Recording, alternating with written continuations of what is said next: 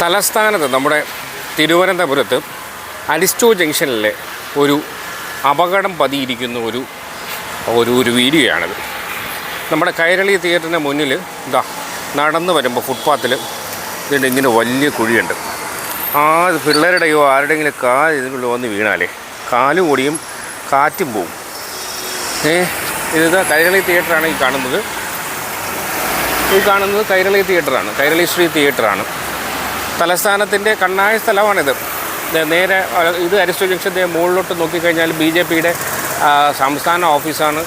ആ റോഡ് വഴി അതുവഴി മേളിൽ പോയി കഴിഞ്ഞാൽ BJPയുടെ സംസ്ഥാന ഓഫീസായി. ഇതിവിടെ തൊട്ടടുത്ത് പ്രശസ്തമായ സ്ഥാപനങ്ങളുണ്ട്. അമ്പാനൂർ പോലീസ് സ്റ്റേഷൻ അപ്പുറത്താണ്.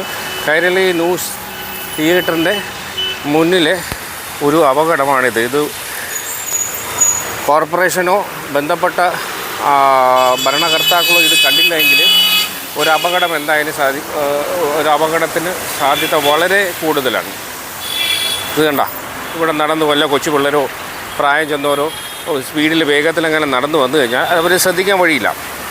ഇത് കണ്ട, ഇത് വീണാൽ വിധിയാണ്. കാലുകൊടിയും മൂക്കുകുത്തി വീണാൽ കാറ്റും പോവും.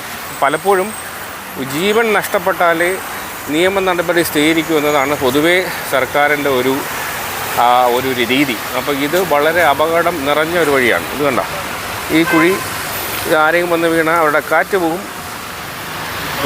ഇവിടെ നോ പാർക്കിംഗ് ആണ്. പക്ഷേ ഇതാണ് സംഗതി.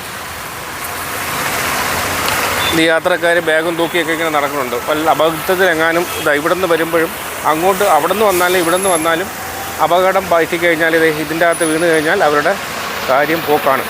എന്തായാലും ഗൗരവത്തിലെടുക്കുമെന്ന് പ്രതീക്ഷിക്കുന്നു. ഇത് നമ്മുടെ തലസ്ഥാനത്താണ്, തിരുവനന്തപുരത്ത് അരിസ്റ്റോ ജംഗ്ഷനിലെ കൈരളി ന്യൂ തിയേറ്ററിന് മുന്നിലെ കാഴ്ചയാണ്. എന്തായാലും സത്വര നടപടി ഭരണകർത്താക്കൾ സ്വീകരിക്കട്ടെ എന്ന് പ്രത്യാശിക്കുന്നു.